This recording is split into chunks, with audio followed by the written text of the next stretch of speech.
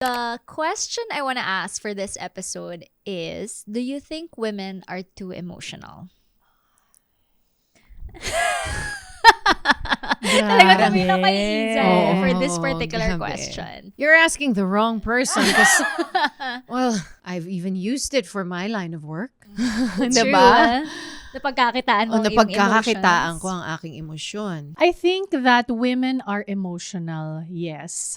Too emotional maybe sometimes. But I'm in a psych class now like you, and one of the lessons is that's really the way women are made versus men.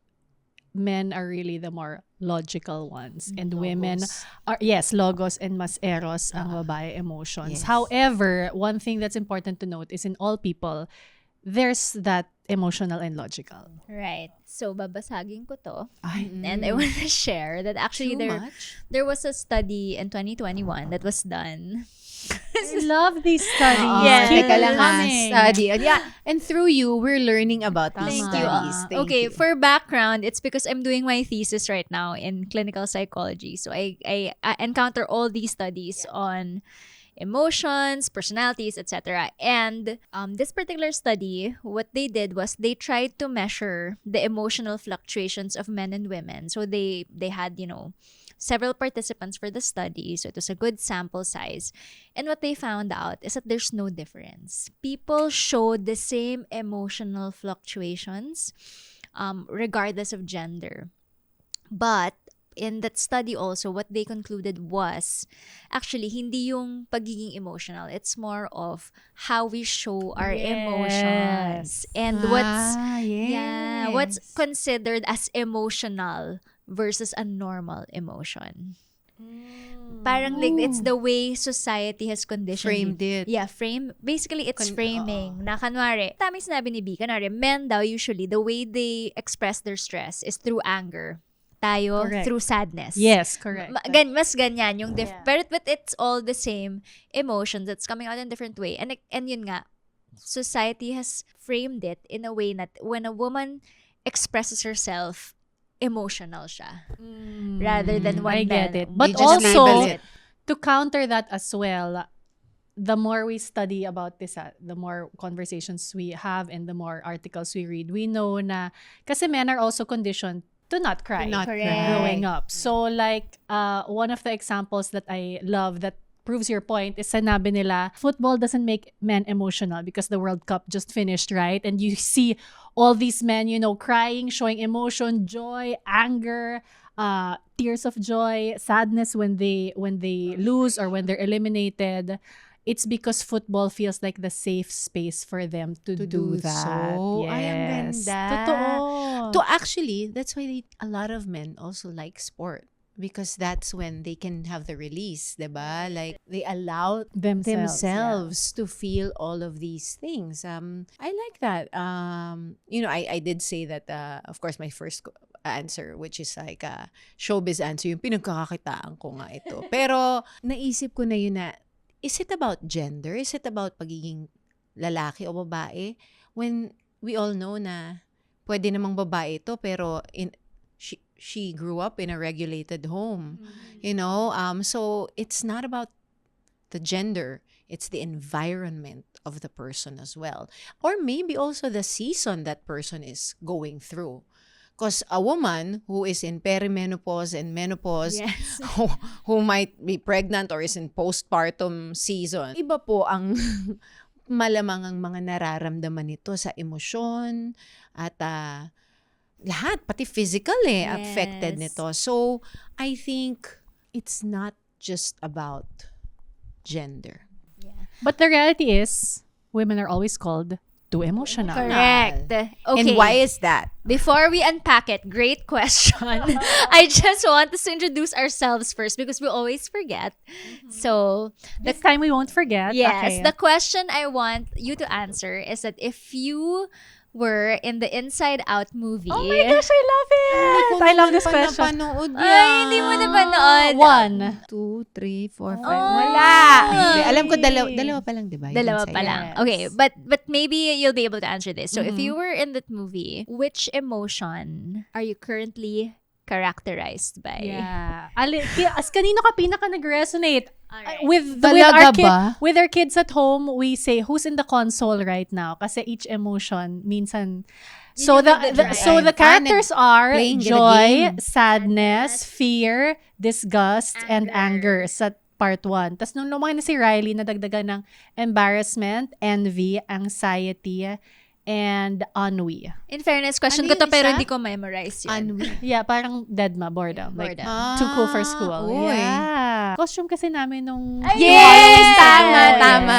Kaya memorize. Okay, so ikaw na mauna. My name is Bianca, and honestly, watching both movies, I really resonated most with sadness. But in this season of my life, I feel most like I'm joy. Amy Poehler, hello. If you're watching. I love it. That means you're like in the high season, I think, right? Yes. Although, one beautiful thing kasi about the film, and I don't think this is a spoiler, is that joy is not possible without sadness. Yes. So, That's life. yes, exactly. Heads up kung tingin yung pelikula ang buhay nyo, yun po pa yun. They coexist. I'm Isa, and I am Joy. That is currently feeling some sense of fear and anxiety. Yun lang. Very nice. The beautiful thing about the film, it introduces fear and anxiety as like allies because fear protects you from what you already know or have experienced, and anxiety protects you from what you don't see and have yet to experience. I'm excited for you to watch Yes. it. I know, please watch it. It's so beautiful. Dami, Odyssey, tapos may Inside Out. Ang daming gusto ipasunod sa akin ni totoo. Bianca G. Kailangan ko po One at kumita a ng time. pera. Hi, I'm Lynn, and my usual driver is also like Isa Joy, but I think right now the person in the or the emotion that's in the console is sadness. Baliktad tayo. Baliktad I'm tayo, sadness ka yeah. right now, Joy, Yeah, yeah. But it's not a debilitating kind of sadness. It's really more, parang I feel like I'm in a quiet chapter of my life that I'm mourning some things, right? Like mourning some of your unlived life because I just turned 41 a few months ago. And I'm not rushing through it.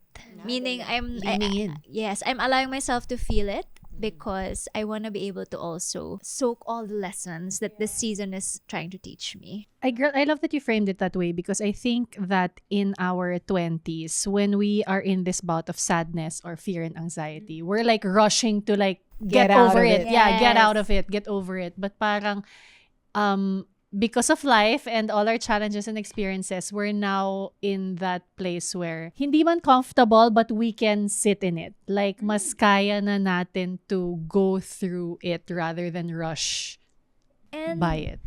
I think I got this from my husband also. Kasi I think siya yung usual console niya is sadness. Na it makes you also feel more alive. Diba? When you're able to recognize that life is not just one emotion, that it consists of various emotions, various feelings, and as it relates to seasons, not every season is a high season. There's also the middle part, and sometimes there are the low seasons, and it's really just part of everything that shapes you into who you are, I think. And having those emotions exist in you, there's a certain healthy level of it that's actually important. Even the labeled not so good ones. Yeah, I wanted to ask Lynn your take on that kasi like similarly to the film, lahat nung characters na emotions, walang bida at kontrabida, meaning lahat sila importante. Pero in real life, we do label anger, sadness as negative emotions versus joy and like other emotions as a positive one. Based on your studies, wow. Ano ang masasabi mo dito? Actually, so no emotion is bad. I would say that. But what happens is that sometimes we do let our emotions get the best of us. And instead of us mastering our emotions become our master. So, one of the things that I think a lot of people had to unlearn is this notion that just because something doesn't feel good, you shouldn't do it anymore. Or for example, like what I was sharing earlier, just because you're sad, you need to stop being sad and you need to escape from it. But actually, that's supposed to be a marker that's supposed to be actually guiding you. All right, why am I sad about this? Why am I jealous of this person? Mga ganyan, di ba? Why does this make me angry? So it's really the pause that matters in terms of unpacking para you can understand your emotions rather than your emotions taking over. Kasi for example, may mga bagay na sobrang saya pero hindi dapat Hindi gawin. dapat. Yes, hindi lahat ng ikinaliligaya natin ay mabuti para sa atin. Bow. Example. Loko lang! Shall I start the list? Totoo yan. Kaya kanina, when I said, na parang, ganda ng current, my driver is joy. Oh, driver is joy. Tama. Kasi nga, hindi ko pa napanood yung pelikula, so hindi ko siya ma-frame that way. Pero, kaya I said, I have to honor where I'm at now. Kasi, ang dami kong mga tanong, 'di ba? Yung ang daming, I have to honor what I'm feeling and I will not BS you, and myself. Just to project a perfect life na parang I'm always the happy one, which I am. I'll always have this as you said, diba? That's your driver.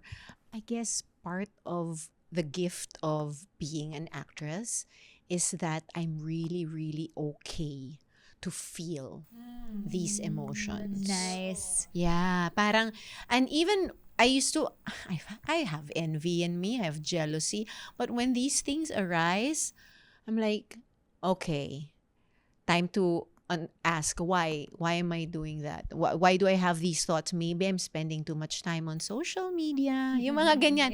I mean, it's true. Like you have to be aware of where are these thoughts, emotions coming from. And that's why you said the pause is important, because you have to ask, is it even really mine, or is it manufactured because of the habits that I actually didn't realize I'm already forming? Like, as I said, spending too much time on social media may, of course, breed envy and jealousy. And comparison. And comparison, even anger, because of when you're looking at negative news every day.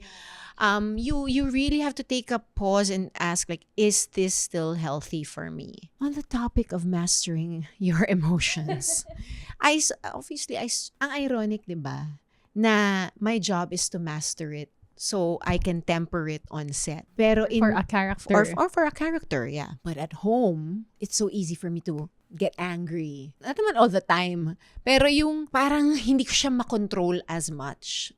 Pero sa set, kailangan kontrolado ko kailan ako magagalit, kailan ako iiyak, kailan tatawa. Pero sa buhay ko, there's progress.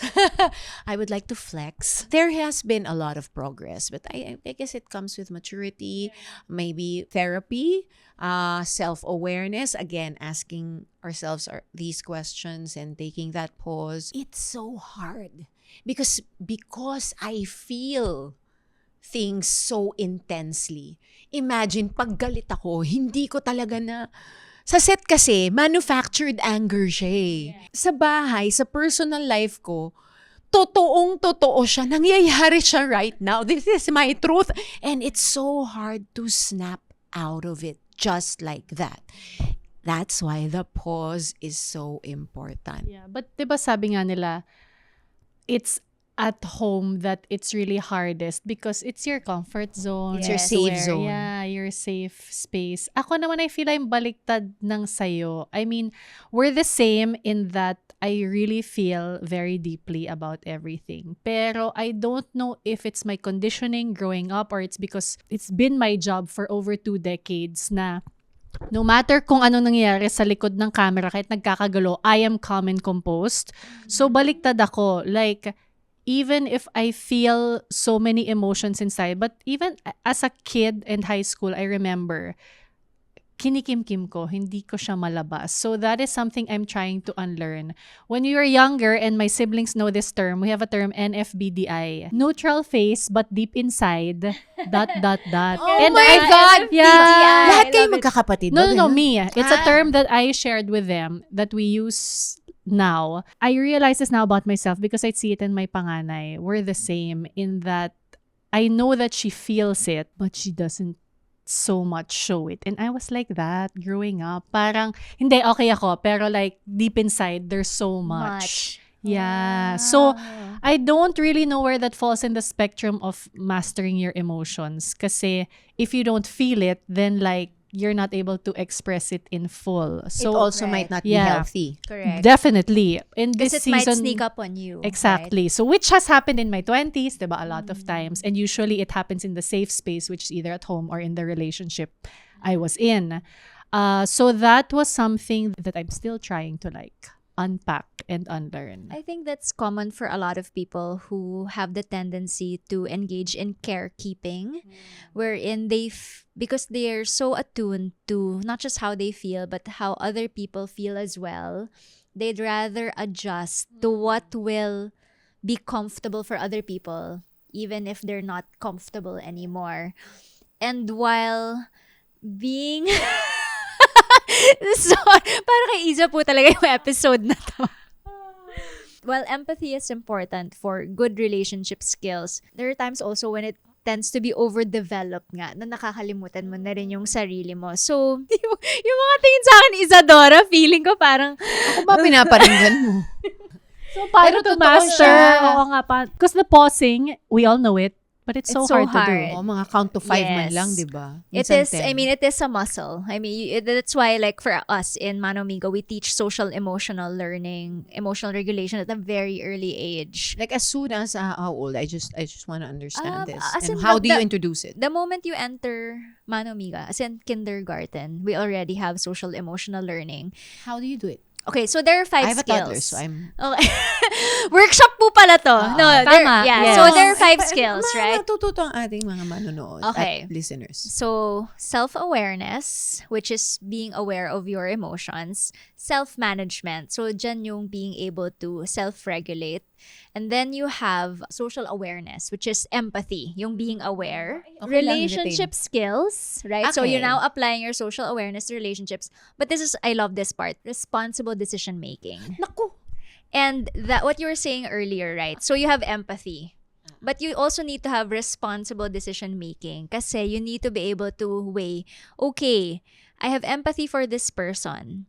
Am I going to act in a way that just caters to what this person needs? But wait, what if that's also gonna come at the expense of my well-being? So, saan yung gitna? So, silang 5, magkakadikit sila. Hindi siya pwedeng, alam mo lang yung emotions mo. Hindi pwedeng, lagi mo lang minamanage because baka naman it comes to a point nga na you're repressing it, right? So it really has to be those 5 skills. How do you teach it? I think it starts really nga with naming your emotions, giving them techniques, tools, and then as they get older, parang the more you're used to it, the more it's easy to also pull it up from your arsenal. Ang ganda. Right? Gusto ko yung responsible decision making. That hit me hard. Because, sometimes, what you were saying, like, because it's what's comfortable, sige, bibigay mo na lang. Sige, bigay lang bigay. Pero ikaw naman yung nauubos. Correct. So, Tapos ikaw rin yung magre-resent ikaw later din, on, oo. di ba? Oo, doon naman yung anger. So, parang, it's a cycle, right? So, you have to really have 5 or develop all 5. Sana, ninang kayo ni Dea, kayo na din bahala dyan, ha? Oo. Kaya ko naman din ibigay yung iba. So, I'm learning. Yeah, Oo, we're all ganda. learning. My daughters this summer, they took a journaling workshop with one of their teachers, si Miss April. Hi, Miss April. And the first session that they had, the girls loved because Miss April asked them to make a glitter jar. So it's a jar. There's liquid that she added some solution so that it's a bit sticky, and then colorful glitter inside. And the explanation was whatever emotion that they feel, and they feel a big emotion, they'll shake the glitter jar. So it's like glitter jar. And it's beautiful because it's glitter, so it's very visual. But her point is just wait for it to settle. Because every big emotion slowly the liquid will get clearer. That's so beautiful. I It's so visual for kids. I'm gonna Gagawin steal that, na, Miss gagawin April. yan. I'm so sorry. I'm gonna share that with my teachers. That's beautiful. So she So asked them to good. journal like, what is it that makes you angry? So syempre at my kids' age is like when my sister teases me, yung mga ganon. But she asked them, what makes you feel sad? What makes you feel happy? So again, not labeling the emotion as negative kasi all those emotions are embodied by glitter, which is pretty and like beautiful. But then eventually every big and shaky emotion will settle and clear. That's so nice. Ang ganda. Palipasin Na-imagine I'll show you the mo. girls glitter jar the Yeah. next time you come at As in, I wanna Palipasin make mo for muna. myself. True. Let it settle. Isa, count. Wag, do not. Nick, actually, ang hirap. Kasi lalo na pag nagbitaw ka na ng salita, you cannot take it back. I'm learning that. We're all At learning the that. tender age of 44 soon. Never too late, never too Oo old. naman. Yes. Never So- too dull or dry. Charing. Talaga.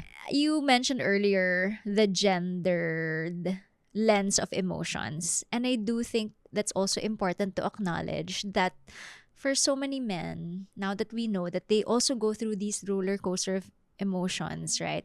But they don't usually have an outlet, or they feel like they don't have the permission to also unravel. Because you brought up the World Cup and you brought up sports, I don't know if you encounter this online na, the rate of domestic violence also goes up during World Cup. Talaga. Oh, Passion. Passion in yung the galit, yung this is rage. specifically in the UK when the men go out to watch at bars and pag matalo there is a Uuwi. study. Yeah, Yeah. na parang Galit. they take out their emotions on women, on their partners. So, can you imagine? Again, that's an example of emotions that are valid. Maybe galit ka na natalo yung team mo. And Pero- of course 10 million other things pero that was the nail on the Yes. coffin. Yes. But can you imagine, like, what do you do with those emotions? Pero because you're not used to dealing with such strong emotions, then your outlet is to beat someone up, right? Like, so I do think that, again, for women, we were labeled as being too emotional, and it was taken against us when is taken against us. True, until it is now. taken against us. Diba? Sometimes they think women, you cannot be leaders because you're too emotional, right? You have all these unfair biases and discrimination against women related to emotions. But for men naman, yung complete flip side or the complete opposite is that they're not allowed naman to show any emotions. And it's all bottled up. They're also unaware of how to deal with them. So they haven't also mastered it. Correct. Yun nga eh. So no one has really mastered it in that sense. As long as the conversation is either you're too emotional or you can't be emotional, parang lahat tayo talo. Ano ba yung too much? Even that for me is like, too much what? I just am. Like, too much what? You're too much. Ako kasi napaka-extra kong tao. But I've had to make peace with that. So if I am, then I am. Right? And again, I will not diminish who I am just to cater to who you think I should be or what makes you comfortable. Diba? If you can't take my energy, pwede ka namang kumausap ng ibang tao. At pwede mo din naman nang sabihin sa akin na, bye. Or, pwede bang wag mo muna akong kausapin? Pwede ganon. Maybe to end this episode on a more positive note, right? I love the glitter image. And I do think that's how we should see our emotions, that they are precious. They reveal something about ourselves. We're passionate about something because we care about something. But I do think now the challenge that this poses us is, how do you deal with your emotions in a healthy way? How do you train yourself, right, so that you're able to manage your emotions? And how do you embrace the idea that emotions are wonderful, but sometimes you just gotta pause a little and allow it to settle? Let's settle it.